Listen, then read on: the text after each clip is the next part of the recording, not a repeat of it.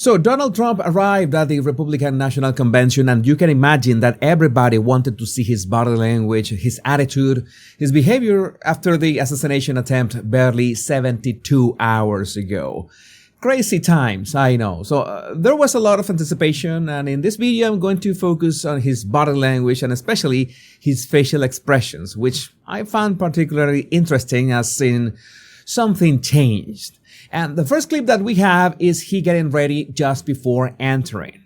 We of course can see the bandage over his ear. He's talking to one of the assistants, and he looks like a mix between excited and cautious.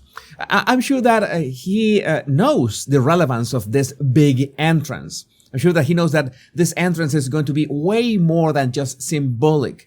This is going to be inspirational for his voters because speaking of symbols, this is the representation of he coming back after a literal assassination attempt.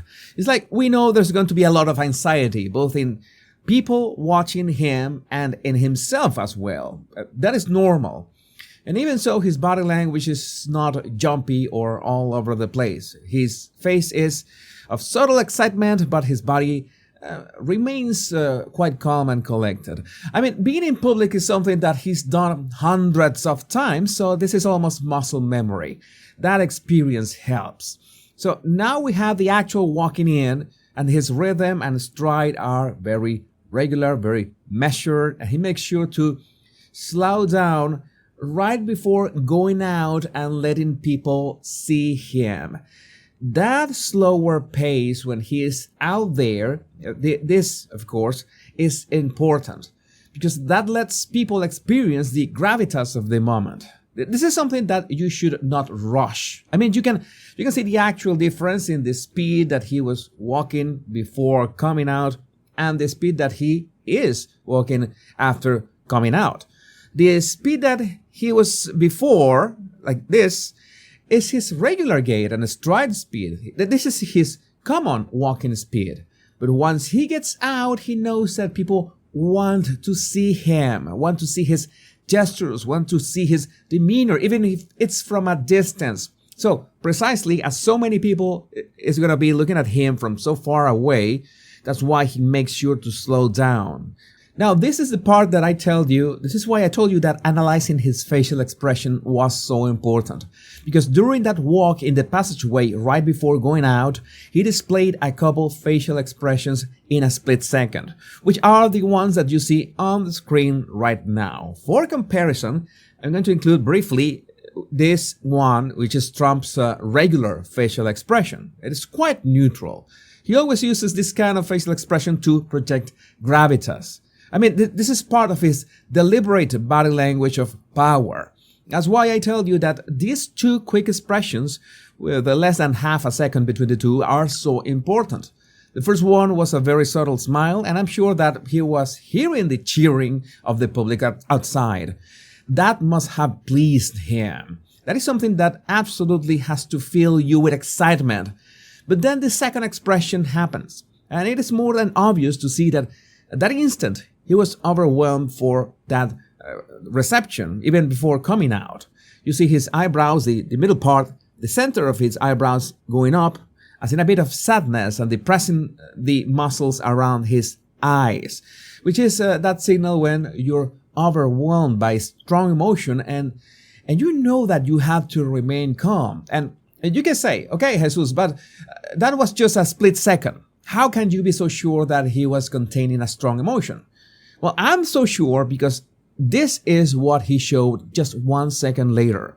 He was still venting that. You see the expression that we saw in the previous slide? And you see it now that he is venting it.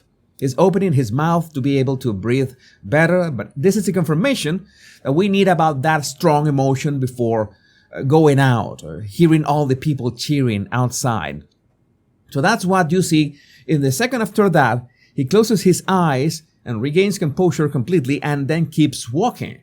It's important to note that at no point he has slowed down or anything.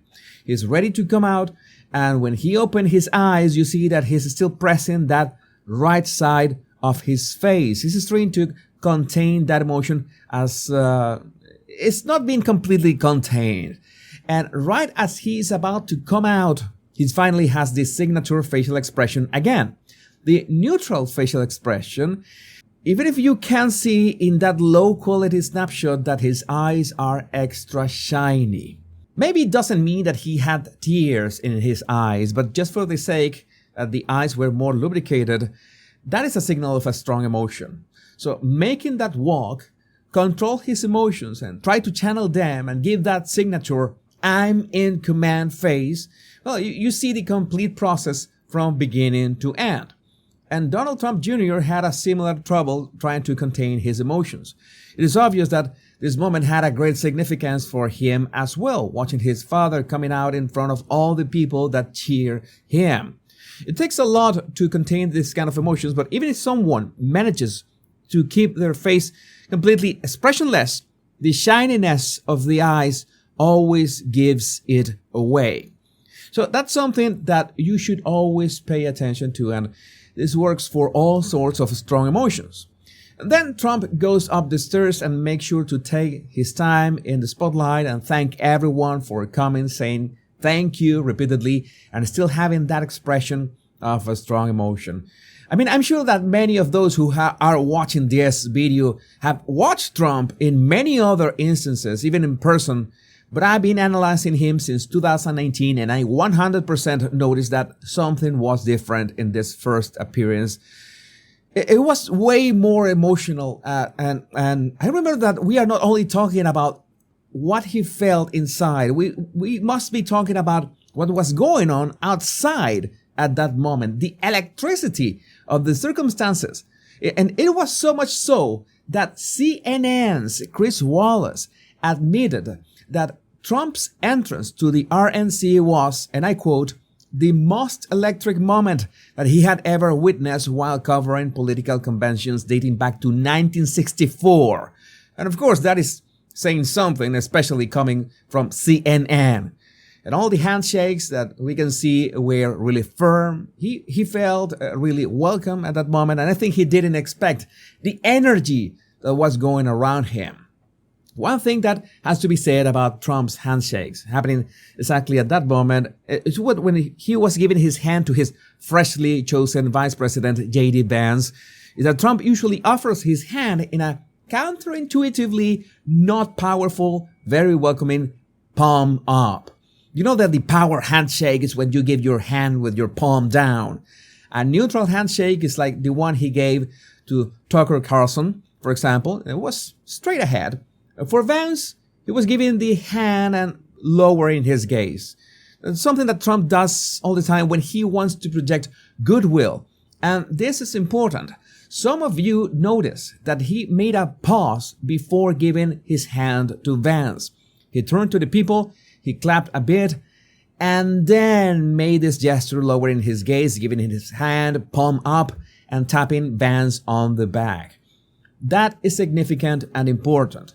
As in, he's giving his hands to everybody is not that he has forgotten to greet Vance, is that he wants the handshake with Vance to be special, to have that extra attention, that deference. Now, for the vibe check of Trump standing next to Vance, when I found out that Trump had picked Vance, I see that, well, most people like me that do not follow US politics that close, I did not know who Vance was. But I was taking a look at his public speeches, and at least from his public speeches, he passed the vibe check. I know that some of you don't like the pick, some of you don't like the guy, but well, for me, he passed the vibe check. And in this case, looking at them side by side for the first time since Trump picked him up, for me is, well, okay. Maybe we need more appearances. Maybe we need this dual brand to mature a bit until we can see it fully developed. Like, it's too soon to make an actual dual vibe check assessment. So it's just a matter of time. Now, after all this we have seen so far, finally Trump looked way more relaxed. He was genuinely smiling. He was in his element again. But still, his expression was really moved by the experience of being there, having that greeting, such an amount of energy from everybody. And that's why you could see that at times he was breathing deeply, taking in the moment. And that's something that you do when your body finally begins to adapt to an amount of energy of the moment. When he finally sat down, yeah, this smile of actual confidence. And okay, now I'm feeling great. That is this smile of now I'm feeling great. So now you understand what I told you, that this was going to be so important in terms of facial expressions, more than body language or words for that matter. I am not saying that man cannot display or feel emotions. That is nonsense. We absolutely can, but emotions have a time and place. And when you have so many people depending on you, following you, doesn't matter if it's a country or it's your family, this doesn't matter. What matters is the scope of that expression. Your emotions have their moment. And sometimes you have to project power and confidence. So you not only can say that things are going to be good to great, but people also see it in your body language of confidence. But I would love to know what do you think about this in the comments. Remember to download my free 100 body language tips in the description of this video. My name is Jesus Enrique Rosas. I'm the body language guy. Much love and bliss.